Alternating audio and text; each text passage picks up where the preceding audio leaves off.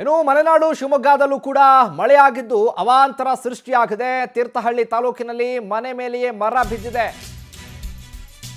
ಮಲೆನಾಡು ಭಾಗದಲ್ಲೂ ಕೂಡ ಮಳೆರಾಯ ಅಬ್ಬರಿಸಿ ಬೊಬ್ಬಿರಿತಾ ಇದ್ದಾನೆ. ಅವಾಂತರ ಸೃಷ್ಟಿಯಾಗಿದೆ ಮಳೆಯಿಂದಾಗಿ. ಹಾದಿಗಲ್ಲು, ಹಿದಲ, ಅರಳಾಪುರ, ಸಾಲೂರಿನಲ್ಲೂ ಕೂಡ ಭಾರಿ ಮಳೆಯಾಗಿದೆ.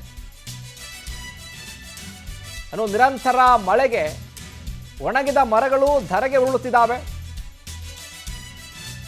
ಮಳೆ ಹಾನಿ ಪ್ರದೇಶಕ್ಕೆ ಶಾಸಕ ಆರಗ ಜ್ಞಾನೇಂದ್ರ ಭೇಟಿನ ಕೊಟ್ಟು ಪರಿಶೀಲನೆ ಕೂಡ ನಡೆಸಿದ್ದಾರೆ. ಮನೆ ಮಾಲೀಕರಿಗೆ ವೈಯಕ್ತಿಕ ಪರಿಹಾರವನ್ನ ನೀಡಿ ಸಾಂತ್ವನವನ್ನ ಹೇಳಿದ್ದಾರೆ. ನೋಡಿ, ಮಲೆನಾಡು ಭಾಗದಲ್ಲೂ ಕೂಡ ಯಥೇಚ್ಛವಾಗಿ ಮಳೆ ಆಗ್ತಾ ಇದೆ. ಬಿಟ್ಟು ಬಿಡದೆ ಮಳೆರಾಯ ಈ ಭಾಗದಲ್ಲೂ ಕೂಡ ಕಾಡ್ತಾ ಇದ್ದಾನೆ. ಹಾಗಾಗಿ ಒಂದಷ್ಟು ಅವಾಂತರ ಕೂಡ ಸೃಷ್ಟಿಯಾಗಿದೆ.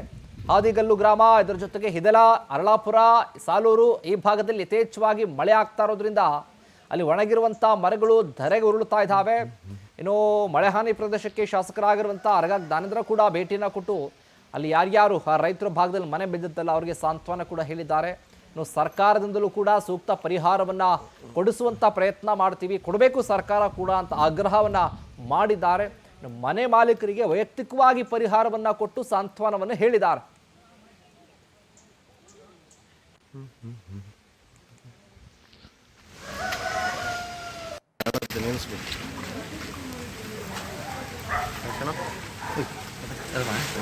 ಯಪ್ಪೋ, ಇದು ಎಷ್ಟು ದೊಡ್ಡ ಮರ ಇದು? ಏನು ಯಾವ ಜಾತಿ ಮರ ಇದು ಮೇಡಮ್?